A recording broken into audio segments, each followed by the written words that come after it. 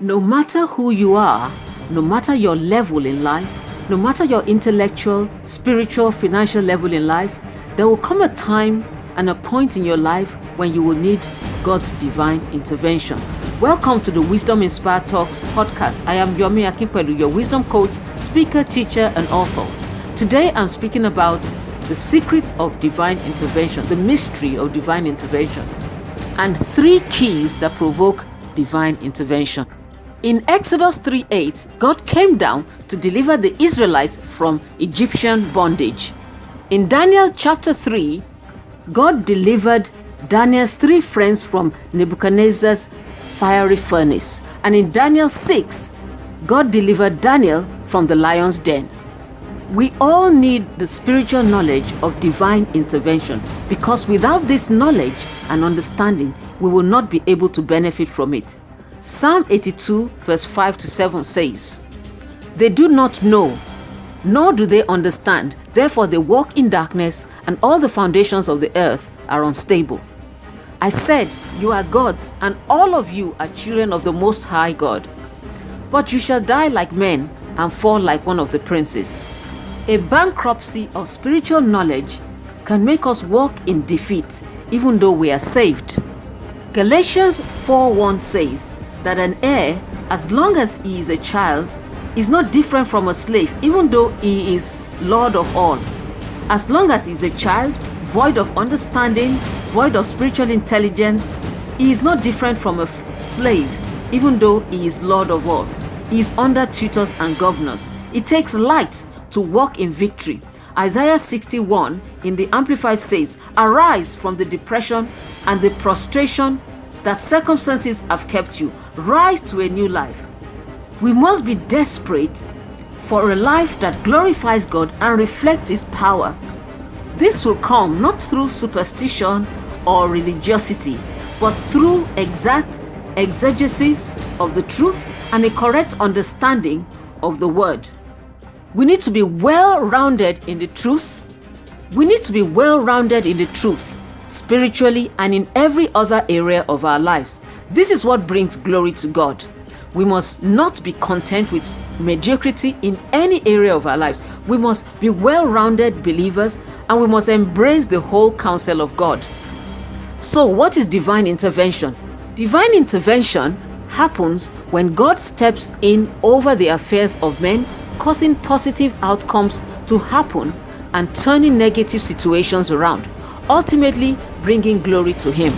There will be times in our lives when we will require the intervention of God, because at some point in our lives, the help of man will fail.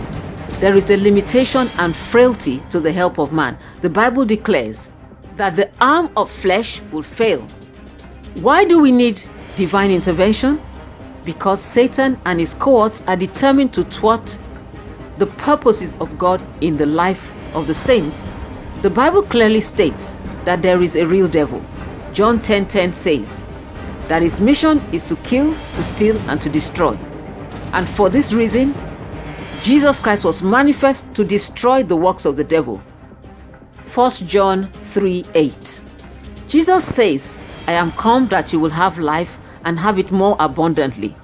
Satan is determined to thwart the divine purposes of God for the church and for the individuals. He does this by bringing negative circumstances to our spiritual walk and our lives in general. This could be through wrong decisions or ignorance. There are 3 principal channels, according to the Bible, through which the enemy attacks Christians. Firstly, he attacks through covenant, which is the legal system of the kingdom. Secondly, through disobedience. And thirdly, through ignorance. These are the 3 principal avenues through which the devil attacks the saints. Anyone who faces an attack or becomes a victim of assault from Satan, 1 or 2 or all of these channels were the doorways used to access your life. Covenants, disobedience, and ignorance are his access points. When the enemy attacks believers, he uses men, or he can manipulate systems and structures. We can see this in the life of Jesus. From his birth, there was a decree by Herod to massacre all the baby boys below 2. but Jesus was delivered by divine intervention. From the moment he was announced as Messiah by John the Baptist, people, systems, structures, the government, religious leaders of the day were manipulated by the devil to fight Jesus. The enemy will leave no stone unturned to ensure that our destinies are shredded into pieces if we allow him. Just because we love the Lord and serve God does not mean that the enemy will leave us alone. If the devil could attack Jesus, he would attack any Christian. Even after the death of Jesus, his tomb was sealed and guarded so he would not rise from the grave. And after the resurrection, the leaders connived together, bribed the soldiers to lie by saying that he did not rise, but that his disciples stole his body. That is how determined Satan is to make sure destinies never get fulfilled. It is not strange, and it did not start with you. Satan's antagonism is common to all men. We are not the first and will not be the last. He has a vendetta against mankind. This has been an ancient war since before Eden. So anything that brings glory to God and to his name, anything that advances the purposes of God and his kingdom, is a target of the enemy. From the time you were born, you have become an intentional project of the enemy. The qualification for an attack is that you were born of a woman and that you are a human being. When you take the step of giving your life to Christ, the enemy knows that you are making yourself usable and available to God and for God. From then on, he becomes determined to thwart the plan of God for your life. As long as you are human, at one point in your life, you will fall short of obedience, or through ignorance, the enemy might gain access to your life. The enemy latches onto this opportunity, and this is why we need divine intervention. Now, all this is not supposed to scare you. It's supposed to make you prepared and determined to fight. Divine intervention is a system of advantage that God has for the believer. It is a system of advantage crafted by the wisdom of God, so that if by any means, through ignorance or disobedience, the enemy gains access, then through our prayer, by divine intervention of God, he will make all things work together for our good because we love him, no matter what the situation might be. God is able to make all things work together for our good and bring deliverance, even in the worst situation. This is the mystery of divine intervention. The forces of the kingdom continue to nullify every evil plan of the enemy. Thank God he did not leave us without his backing. He does not leave us without his presence. He has left us with a toolbox of forces to overcome the enemy's attacks. All of creation is waiting on tiptoe and with bated breath for the manifestation of God's power in us. And it is through our victory that we show the world the reality of the victory of Christ over sin, death, and Satan was absolute and true. We're a poor representation of God and of the victory of Christ if our lives are littered with defeat. When this is the case, we are misrepresenting the purposes of God, and being a Christian does not look attractive to outsiders.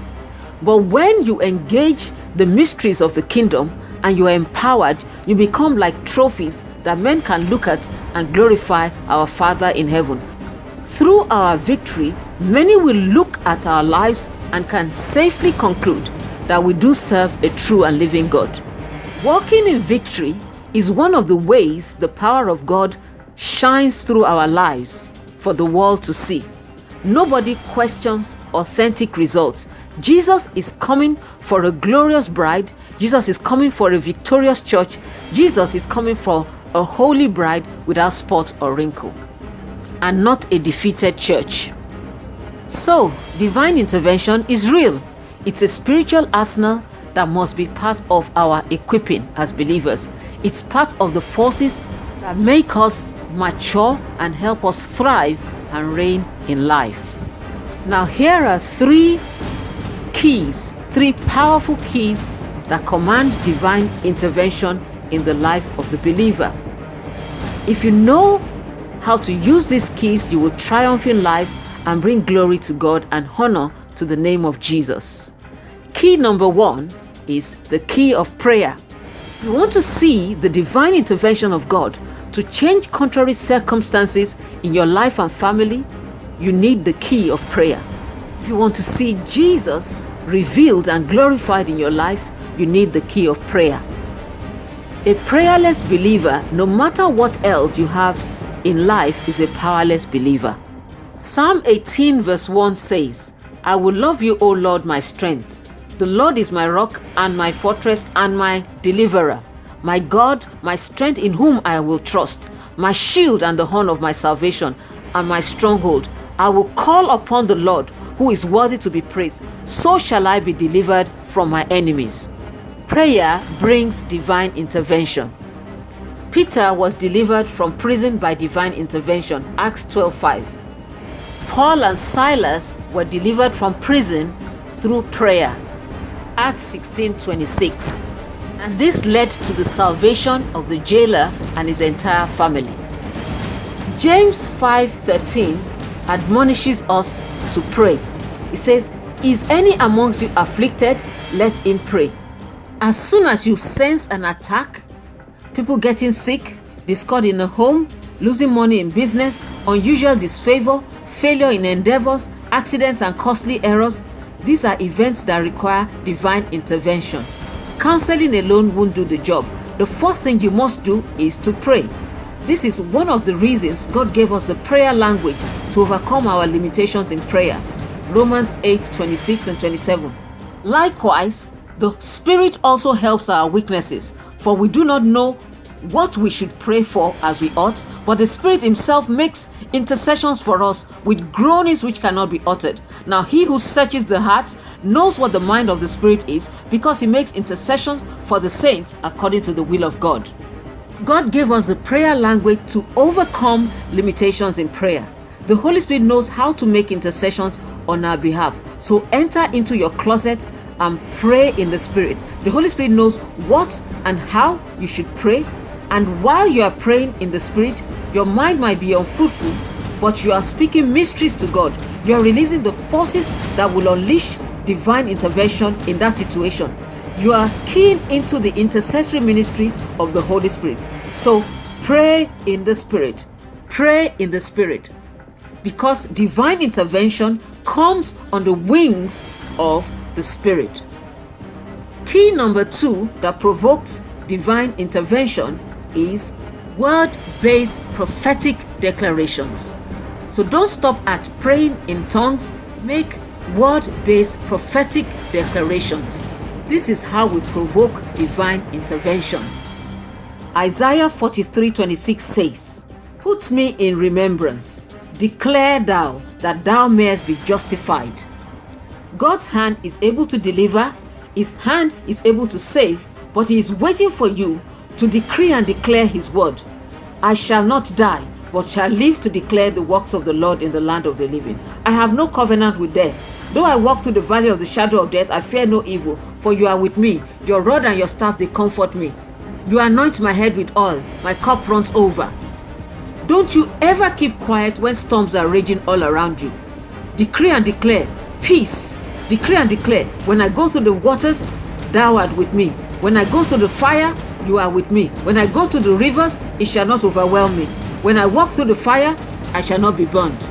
There are people with storms going on all around their lives, and they keep silent. That is the worst thing you could do. You must not be silent. You must rise up and declare, peace, be still.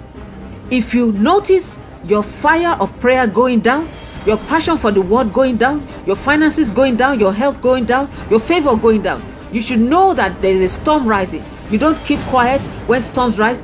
That is the time to open up your mouth and decree and declare, in the name of Jesus, though my enemy comes against me in one way, he shall flee in 7 different directions. No weapon formed or fashioned against me shall prosper. No divination, no enchantment against me shall stand. I am blessed of the Lord. No one can curse whom God has blessed. These are not empty words. This is a formula for victory. Declare that thou mayest be justified. 1,000 may fall on my left, 10,000 on my right hand side, but it shall not come near me. It shall not come near my household. Where I have been hated and despised, I have now been made an eternal excellency, a joy of many generations. The moment you see an unfavorable situation in your life, you know that it is from the devil, so you don't keep silent. You begin to speak. You begin to speak out because the angels are waiting. They are ready to move. As you give the voice to the word of God, Psalm 107 verse 2 says, "Let the redeemed of the Lord say so, whom he has redeemed from the hand of the enemy." These are the arsenals of victory. Let the blessed of the Lord say so. When you receive an evil report about your health, about your wealth, about your children, that's not the time to keep silent and look for sympathy or have a pity party or people to pray for you. You rise up and you make declaration. You are the first prophet over your destiny. You are the first prophet over your life. So go and shut your door. Put off that garment of heaviness and put on your priestly robes and make decrees and declarations. A closed mouth is a closed destiny. A wordless church is a powerless church. The ministry of prayer and the word are the foundations of the true church. The apostles said, "We will give ourselves to prayer and to the ministry of the word." Thank God for pastors and ministers who can pray for you, but you must take responsibility for your growth and maturity. You must be serious and become the first prophet of your life. Pray for me is good, but you must take authority over your situation by the power of the Holy Ghost. The third key that provokes divine intervention in the life of a believer is praise with understanding. Praise as an instrument of warfare. Psalm 67 verse 5 says, "Let the people praise thee, O Lord. Let all the people praise thee. Then the earth shall yield her increase, and God, even our God, shall bless us." Psalm 22 verse 3 says, "But thou art holy, O Lord. You inhabit the praises of your people." And Psalm 47 verse 7 says, "God is the King of all the earth. Sing ye praises with understanding." After you've prayed, declared the word, you should begin to praise. Praise is powerful. Sing praises with understanding. Write your issues, your challenges, your troubles. Write them down on pieces of paper. The things plaguing your spiritual life, your family life, your health, your finances. Write them down and place them on the floor and dance before God in spite of your challenges. Select anointed worship songs and praise songs and dance and rejoice before God. You can do it like Paul and Silas at midnight. Select some anointed worship songs and dance and rejoice before God and see what God will do. See his intervention on your behalf as he inhabits your praises and executes righteous judgment on your adversaries. The high praises of God in the mouth of a believer is like a two-edged sword that executes God's judgment and vengeance upon the enemy of your destiny. And those are three keys that provoke divine intervention. Pray, prayer in the spirit, because we do not know the evil that confronts us day or night, but we can pray. It is our zone of safety. Then make word-based declarations. Combine your prayer with praise. God is glorious in holiness, fearful in praises, doing wonders. Day and night, sing praises to God, and you will see him intervene in the affairs of your life. And that is all for today. Until next time, keep on dwelling in the secret place of the Most High.